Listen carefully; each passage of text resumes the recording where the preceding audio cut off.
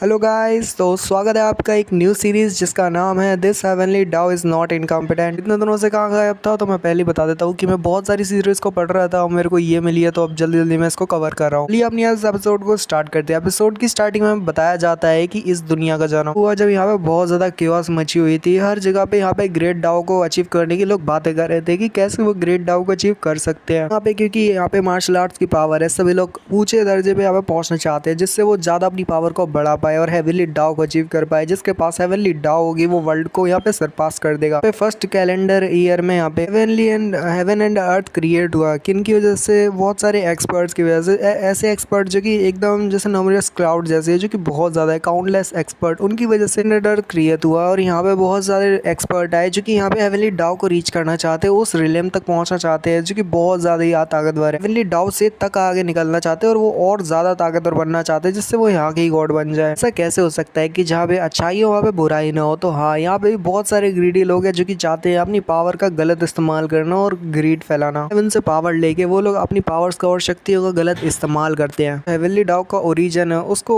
यहाँ पे गलत तरह से लेते हैं। हेवनली डाउ जो है वो अवेकेंड हुई किसकी वजह से? ग्रीड की वजह से। जो दुनिया ने ग्रीड और यहाँ पे लालच फैलाई उसकी वजह से। पर यहाँ पे चीजों का नष्ट भी इसी की वजह से होगा। अगर यहाँ पे कोई गड़बड़ होती है तो फिर इस जगह का नष्ट भी ऐसे ही होगा। सेकेंड कैलेंडर ईयर में यहाँ पे बताया गया है हेवन, ह्यूमन एंड अर्थ के बारे में। वर्ल्ड को डिवाइड कर दिया गया कि इन भागों में डिवाइड हो जाए। पहला हेवन, दूसरा ह्यूमन, तीसरा अर्थ। खुद की टेरिटरी भी होती है। जहाँ पे वेस्ट साइड है वहाँ पे कंट्रोल करते हैं गॉड, जहाँ पे गॉड ही सब कुछ कंट्रोल करते हैं, और ईस्ट साइड में सब कुछ मैनेज करते हैं इमॉर्टल। बात करें अर्थ रिलेम की तो वो यहाँ पे पूरी तरह से जल चुकी है, जहाँ पे बहुत ज्यादा ही डेथ हुई है और वो सभी लोगों की हड्डियां, जो कि इंसानों की हड्डी थी, वो यहाँ पे पूरी तरह से हड्डियां चुकी है। लाशों का ढेर लगाए, बड़े बड़े पहाड़ है और वैसी सारी चीजें। बात करते हैं हम ह्यूमन रिलेम की। ह्यूमन रिलेम जो कि दोनों ही रिलेम के बीच में है, यानी कि हेवन एंड अर्थ के बीच में। यहाँ पे बताया जाता है कि कुछ लोग यहाँ पे मरने के बाद रीइंकार्नेट होते हैं पूरे अर्थ जगह पे। जहाँ पे अर्थ है वहाँ पे बहुत सारे लोग रीइंकार्नेट भी होते हैं। ऐसा नहीं है कि जो फर्स्ट कैलेंडर ईयर है उसमें बहुत सारे एक्सपर्ट मारे गए हैं, ऐसा नहीं है। कंप्लीटली वाइप आउट नहीं हुए। ह्यूमन ऐसे हैं जो कि रीइंकार्नेट हो गए हैं और यहाँ पे दूसरी जगह में आ गए ह्यूमन राम में। कुछ ऐसे हैं जो कि अलग ही जगह से आए हैं, दूसरी दुनियाओं से आए हैं, वो आए हैं और इस जगह पे रीइंकार्नेटेड हुए हैं। सभी का गोल क्या है? उन सभी का गोल वही है, यानी कि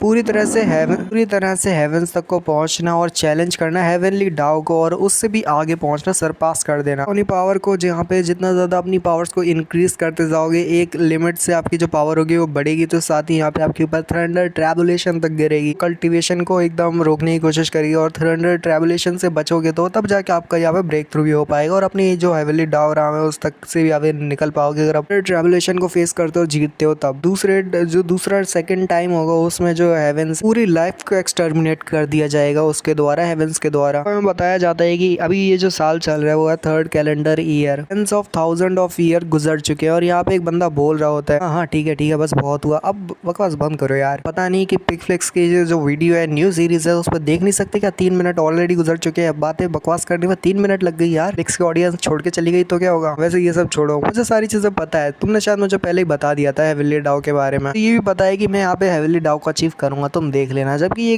जो गोला सा होता है वो यहाँ पे हमारे हीरो को सारी चीजें बता रहा होता है और कहता है कि हाँ तुमने ठीक कहा। जो हीरो होता है वो पत्थर के पास बैठा हुआ होता है, वहां से उठता है और सामने की तरफ जंप लगाता है और कहता है तो आते ही मुझे हाई स्टेटस दे दिया और साथ ही मेरी जो फर्स्ट ट्रांस माइग्रेशन के साथ तुमने तो मुझे बड़ा सरप्राइज दे दिया और साथ ही तुम मेरे बारे में इतना हाईली सोचते हो, मैंने तो सोचा ही नहीं था। और सॉरी हमारा जो हीरो है वो हेवनली डाउ पे है। सिस्टम होता है वो उससे कह रहा होता है कि एक्चुअली तो हेवनली डाउ और साथ ही तुम्हें चुना गया है सिस्टम द्वारा। हमारे पास इनफाइनाइट पावर है, इस दुनिया के अंदर आने से तुम्हारे पास बहुत सी पावर है क्योंकि तुम चूजन वन हो। इसके साथ दो लोग आगे की तरफ बढ़ रहे होते हैं। हमारे हीरो आता है और कहता है, उसी सिस्टम से बात कर रहा होता है कि मैं यहाँ पे ज्यादा टाइम से तो नहीं हूँ और मेरे ख्याल से मैं यहाँ पे प्रीवियस हेवनली डाउ जो बंदा था वो भी यहाँ पे होगा शायद, तुमने भी उसको गाइड किया होगा एक तरह से, है ना?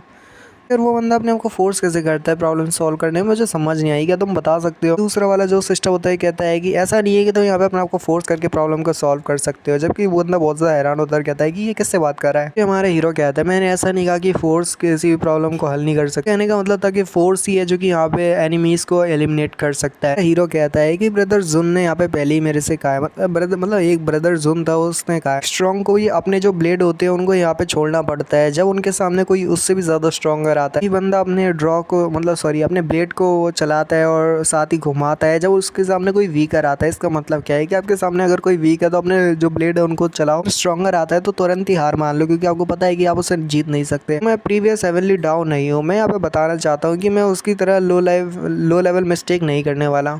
बंदा सोच रहा होता है जो कि दूर से हमारे हीरो को देख रहा होता है कि वो बकवास किससे कर रहा है, किसके साथ कर रहा है। तो वो बंदा कहता है कि आखिर ये बंदा पागल है क्या, ये यहाँ पे किसके साथ बकवास कर रहा है। बंदा जो होता है अपना हैरान होता है, नीचे की तरफ देखता है तो वहाँ से एक बड़ा सा डिमोनिक ड्रैगन यहाँ पे आ रहा होता है, उन्हीं की तरफ खाने के लिए दौड़ रहा होता है। बंदा कह रहा होता है अरे अरे भागो, ये तो एक एयरफोर्स जायंट ड्रैगन है, हमें यहाँ से भागना होगा, ये तो बहुत ज़्यादा पावरफुल होते हैं, इनकी स्पीशीज बहुत ज़्यादा पावरफुल होती है। उसके बाद हमारा हीरो सबके लेवल गिनने लगता है क्योंकि नया नया आया और वो सभी चीज़ों को याद कर रहा होता है कि टायर 1, टायर 2, टायर 3, टायर 4, 5 और टायर 6 जो डिमोनिक गॉड होते हैं उन्हें मतलब एक तरह से डिमोनिक गॉड कहा जाता है। जो डीमन होते हैं उन्हें डिमोनिक गॉड कहा जाता है। जो 6 पे होता है, 7 पे होते हैं इसे ट्रू गॉड कहा जाता है। बाद गॉड किंग राम आती है और गॉड एम्परर राम आती है। सारी चीजें देख रहा होता है और कहता है अच्छा ये सारे हैं और ये सारी चीजें मेरे को याद रखनी पड़ेगी और बहुत सारा हो सकता है। ये वाला जो डिमोनिक बीस्ट है मेरे ख्याल से सबसे ज्यादा कमजोर है और मैं लगता है मैं इसको हरा सकता हूँ। हमारा जो हीरो होता है वो अपने कान में से वो होता है गंदगी वो निकाल रहा होता है, तभी उसके कान पे वो गंदगी आ जाती है। हमारा जो हीरो उसको शूट करता है तो भाई साहब उसके साथ इतनी पावर रिलीज होती है कि सामने बड़ा जो ड्रैगन होता है उसकी चड्डी बढ़ जाती है और वो सामने जो हमला होता है बहुत ज्यादा आर पार दीवार के लग जाता है। तो बड़ी सी माउंटेन होती है वो तक डिस्ट्रॉय हो जाती है और हमारा हीरो से देखता है वो उसकी जो चड्डी फटती है ना भाई, वो दूर की तरफ भाग जाता है। हीरो कह रहा होता है कि देखो जरा, उससे कमजोर वाला था, मेरे लिए तो ये कुछ नहीं था, ये तो बच्चा था जो यहाँ पे भाग गया भीगी बिल्ली बन के। कि यहाँ पे वो जो वो तो सिस्टम होता है उससे कह रहा होता है अभी अभी तो तुमने कहा था कि यहाँ पे जो स्ट्रॉन्गर होता है वो मतलब जो स्ट्रॉन्ग होता है वो स्ट्रॉन्ग के सामने अपने ब्लेड को छोड़ देता है।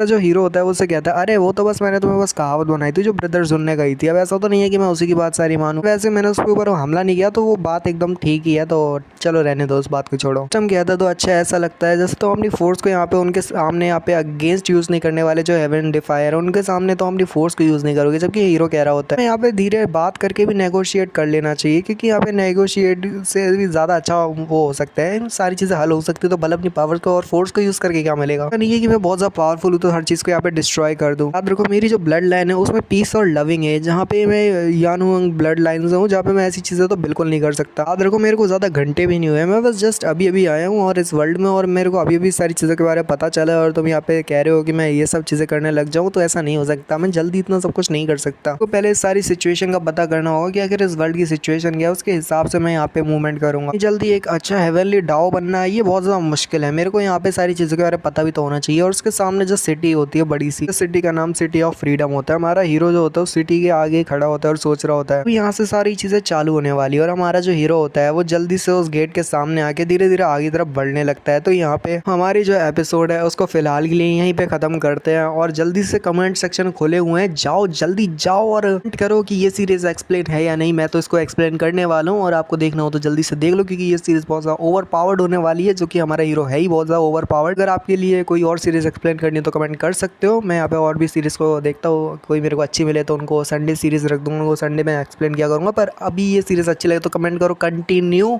And then I will explain it. जल्दी कमेंट करो, बाय।